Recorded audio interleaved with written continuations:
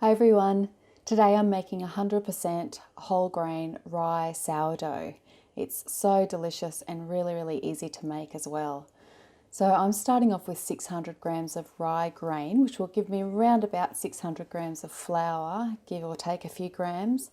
And I'm milling my own flour here, so it won't be sifted, it'll just be the whole grain milled into pretty fine flour. Now, I know that not everybody's going to be able to mill their own flour, so if you're buying your rye flour for a recipe like this, try and get something that is stone ground and unsifted. So you want the whole grain in your flour. That way you'll get the most nutritional value out of it and lots of flavour as well, and all the goodness that you can possibly get out of your grains. I haven't given cup measurements, volume measurements for this amount of flour, because when you mill your own flour, the flour gets really fluffy and is more voluminous than it would be if it was stored in a packet. But it's probably roughly about 4.5 cups of flour, so 600 grams. Yeah, depending on which sort of cups you use too. I use metric cups, so roughly about 4.5 cups of flour. So once you've got your flour, I add about 1.5 teaspoons or 1 to 2 teaspoons of salt, which is about 8 to 12 grams, depending on how much you like, and then mix that in really thoroughly. You can add seeds too to this bread. Actually, to be honest, this is the first time I've ever made this bread without seeds in it. I just wanted to make a really plain one. So once you've got your salt mixed in, you get your water. So this is 100% hydration dough, so it uses 600 mils of water.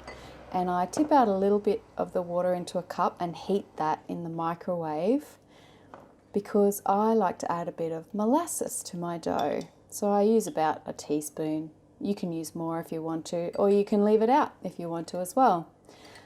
Just dissolve the molasses in the warm water. This adds colour and flavour to the dough. I think it's a really nice addition. Gives it that nice dark brown rye colour. Obviously, the more you add, the darker your dough will be.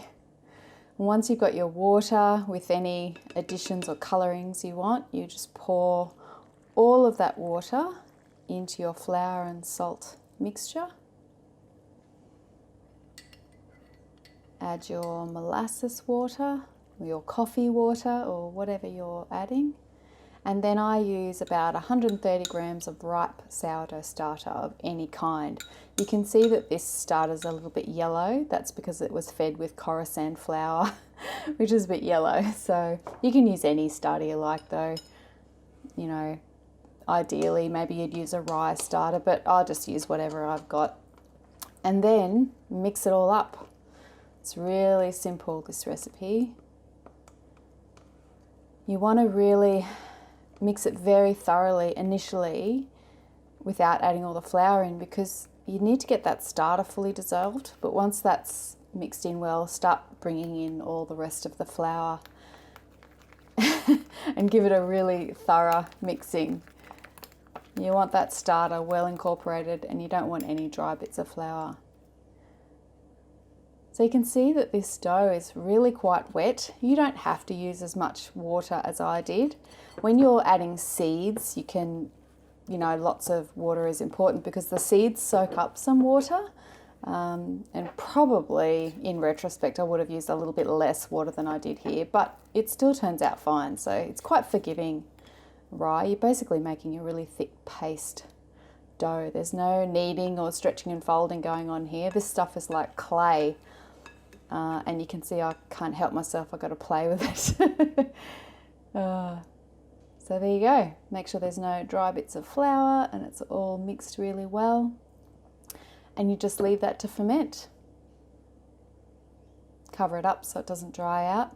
I left this for about 5 hours. It was a pretty cool day, so I did keep it in a slightly warmer environment. But you'll have to just go by the timing in your environment. So you can see that dough is really risen and kind of fluffy and lots of air in it, so you know it's fermented quite well. So basically I just kind of mix it down a little bit and then scoop it into a greased pan. You do need a loaf pan for this dough. You can make beautiful free-form rye loaves like this, but use less water. I like this method because particularly with the seeds in this dough, if you make one with seeds in it, it just is so easy. You can make it really wet. You don't even have to measure the water if you want. Just put it all together. Make a kind of a thick pasty dough, and then once it's fermented, put it in a pan like this. You obviously just scoop it in, spread it out, and that's all you do.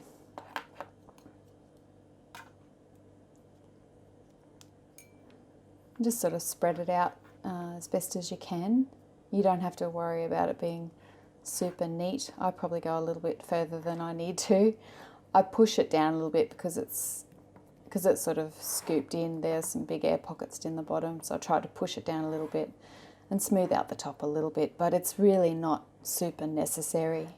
You just want to get it in the pan and then cover it up for the final proofing. So again, this proofing really depends on your weather. So for me it took nearly 2 hours, but once it's pretty close to ready, you want to preheat your oven to 220 degrees Celsius, or the equivalent in Fahrenheit.